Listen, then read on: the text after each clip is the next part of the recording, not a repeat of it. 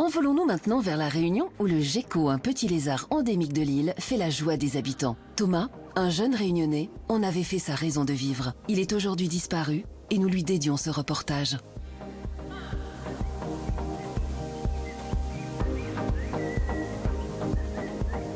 Le gecko vert de Manapani est un petit lézard endémique de l'île de La Réunion. Il n'en reste que quelques milliers sur l'île. Il est menacé par la prédation et la destruction de son habitat naturel. Thomas est ingénieur en écologie. Avec l'association Nature Océan Indien, il s'est fixé un but, sauver le gecko. Un gecko vert sur fond vert, il faut un petit peu d'habitude pour bien les repérer.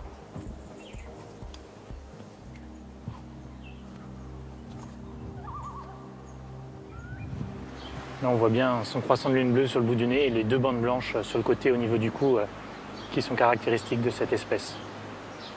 On va enlever la flore exotique qui est défavorable au gecko vert de Manapani et replanter à la place des indigènes et des endémiques qui sont nécessaires au maintien du gecko vert de Manapani en milieu naturel. Il replante des vacoas et du manioc de bord de mer, une végétation propice au développement du gecko. Elles lui permettent de gagner l'accès au soleil, de se nourrir, de se cacher des prédateurs et de s'y reproduire. C'est la maison du gecko vert de Manapani qu'on a replantée sur ce site. Le gecko est en danger critique d'extinction. Il est menacé par les plantes envahissantes, mais aussi par plusieurs prédateurs très féroces. C'est un piège qu'on utilise pour capturer les musaraignes.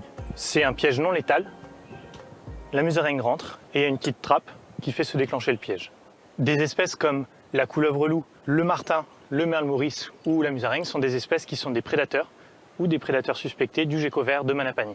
Si on ne les enlève pas, elles vont manger principalement les juvéniles, les jeunes geckos ou les femelles et la population va disparaître. 120 geckos sont recensés sur ce site naturel, mais la grande majorité se trouve en milieu urbain, à Manapani-les-Bains.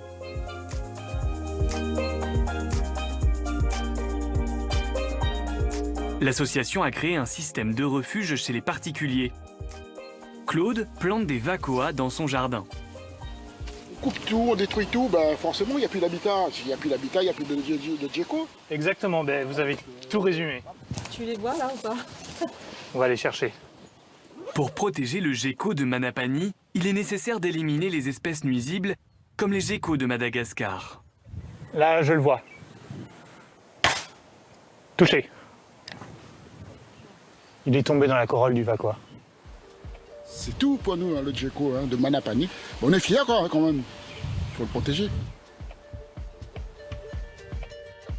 Le gecko vert de Manapani est une espèce protégée par la loi depuis 30 ans.